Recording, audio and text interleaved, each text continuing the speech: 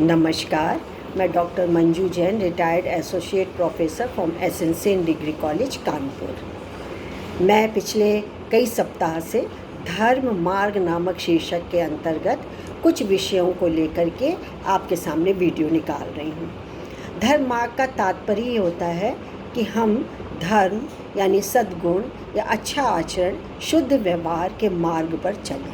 मेरा भी यही ध्येय है कि हम सबको जो जीवन दिया है, ईश्वर की जो एक प्रेशियस गिफ्ट है दी है, उसको हम संजो के रखें। और संजो के तभी रखेंगे जब हमारा आचरण अच्छा होगा, समाज के अकॉर्डिंगली हम काम करेंगे, या जो नियम कर्तव्य हमारे लिए बना रखे हैं समाज ने, देश ने, परिवार ने, हम उसके अनुसार आचरण करें, उसके विपरीत आचरण ना करें। तो आज का शीर्षक है मानव जीवन।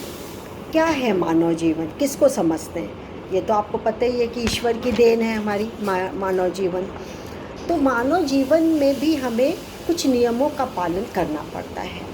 जैसे यदि बच्चे हुए हैं तो बच्चों का पालन पोषण उसी लिमिटेशंस में जिसमें कि आप रहते हैं, उसी लिमिटेशंस में अपने कर्तव्यों की पूर्ति करना, उनका लालन पालन करना, अच्छे संस्कार देना, अच्छे व्यवहार सिखाना। यानी कि जो सोशल ट्रेड्स हैं, हमारे विशेषताएं हैं, सोशल विशेषताएं हैं, त्याग है, ममता है, सहानुभूति है, सहयोग है, मदद है, उपकार है, दान है, जीवों पर दया है, ये हमारे कुछ नियम हैं, आचरण है जो कि समाज ने तय किए हैं और हमको उसके अनुसार चलना पड़ता है। और उसके विपरीत चलने वालों को पापी कहा जाता है, पाप में भागीदार कहा जाता है, या गलत आचरण करने वाला कहा जाता है, या वो नरक में जाएगा, ऐसी भावना लेकर के लोग बातें करते हैं। और कोई भी, मैं समझती हूँ, नरक में जाना नहीं चाहता है, क्योंकि नरक का खाका भी बड़ा कठोर खाका खींचा जाता है। मोटे मोटे कढ़ाई में, बड़े बड़े कढ़ाई में तेल उबाल करके उसमें डाल दिया जाता है, हाथ पैर काट दिए जाते हैं, कोड़े से मारा जाता है, खाना नहीं मिलता है, वगैरह वगैरह। तो हम क्यों करें?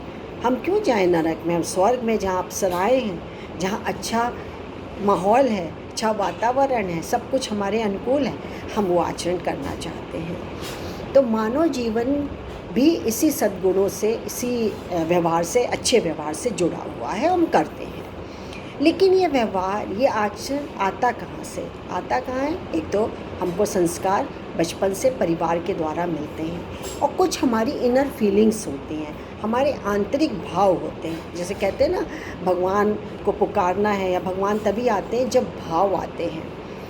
यानी कि छोटा बड़ा, अमीर गरीब, काला गोरा, मोटा पतला, छोटा बड़ा कुछ नहीं माने रखता। सिर्फ जिसके पास भाव है वहाँ भगवान पधार देते हैं। और सार्थकता भी मानव जीवन की यही है। तो मैं आपके सामने ये मानव जीवन क्या है, क्या क्या करना चाहिए, इसको हमारे सामने पेश किया है डॉक्टर जयप्रकाश शुक्ल ने। धन्यवाद जयप्रकाश शुक्ल जी, मैं आपकी बात लोगों तक पहुंचा रही हूँ। अब मैं बताती हूँ कि मानव जीवन क्या है। मानव जीवन में ईश्वर के प्रति मानव जीवन ईश्वर के प्रति केवल भाव की प्रधानता है। और यदि हम भाव पर विचार करें तो संसार की समस्त वस्तुएं या पदार्थ बिना भाव के नहीं मिलती हैं। वस्तु संसार में या तो पैसों से मिलती है, वस्तु है ना, कोई खरीद मोल होता है जो मोल भाव, या फिर भाव करने पर मिलती है, या वस्तु के बदले में वस्तु मिलती। पहले तो ऐसा था ही हमारा कि आप एक की सेवा कर दीजिए, बदले में वो सेवा कर देता था। आपने कोई, आप किसान है, किसान ने अनाज दे दिया, बदले में धोबी ने उसके कपड़े धो दिए, नाई ने उसके बाल काट दिए। इस तरीके से सेवा के बदले सेवा होती थी, अंदर से भाव जो होगा वो प्रकट होता था। यह संसार में के संपूर्ण पदार्थों की बात या वस्तुओं की बात है, परंतु विचार करें कि परमात्मा कैसे मिलते हैं। वह है सत्संग का माध्यम। शास्त्रों में बताया गया है कि परमात्मा न तो पैसों से मिलता है और न ही किसी वस्तु के बदले में मिलते हैं।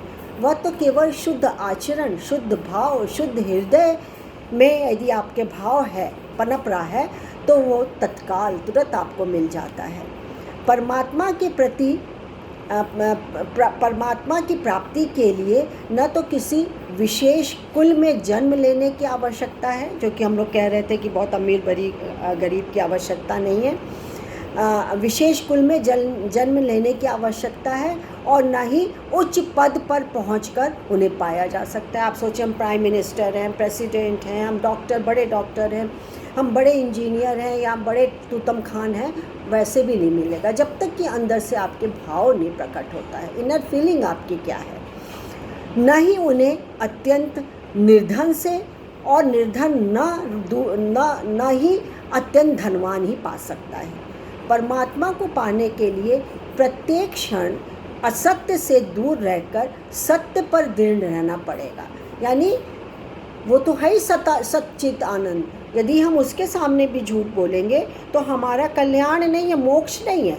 हमें सत्य का पालन करना चाहिए और असत्य से दूर रहना चाहिए, तभी प्रभु मिलते हैं और मिलना संभव है, क्योंकि परमात्मा ही एकमात्र सत्य है, बाकी सब तो झूठ है, असत्य है। असत्य क्या है, सत्य क्या है, इसके बिना जाने बिना समझे निरंतर मन में बसाए बगैर परमात्मा को नहीं जान सकेंगे। असत्य में सत्य का भाव निरंतर स्थित रहने से मोह तथा अज्ञान से हम मानव जीवन को बहुधा आसुरी भाव से ढक लेते हैं। लेकिन दूसरी तरफ असत्य और सत्य को अच्छी तरह से जान समझ लेना, उसको जान लेना और समझ लेने पर अपने जीवन के आचरण में आने पर मोह तथा अज्ञान के कारण हम संसार में रहते हुए भी संसार का सारा कार्य करते हुए सांसारिक बुराइयों से मुक्त रहते हैं। पुराणों में लिखा है कि प्रभु भाव से ही मिल सकते हैं। हम लोगों ने भी चर्चा यही की थी कि प्रभु भाव का भूखा है, वो भाव उसको खींच करके ले आता है। प्रभु भाव के भूखे हैं, भाव से ही वो सार है जिससे हम इस भाव सागर से पार कर सकते हैं। मानव के लिए भाव ही सब कुछ है।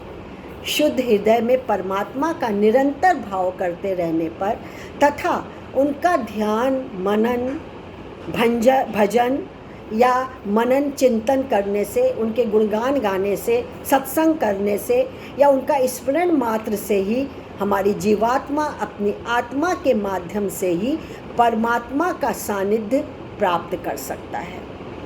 फिर इस शरीर में आनंद की अनुभूति होती है।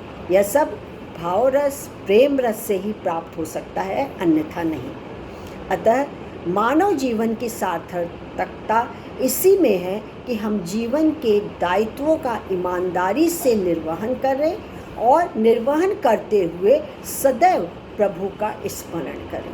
बहुत अच्छी बात कही है डॉक्टर जयप्रकाश शुक्ल जी, आपका बहुत बहुत धन्यवाद कि मैं आपकी बात मुझे इतनी अच्छी लगी कि मैं अपने को रोक नहीं सकी और मैंने सारे लोगों में आपका संदेश पहुंचाया है।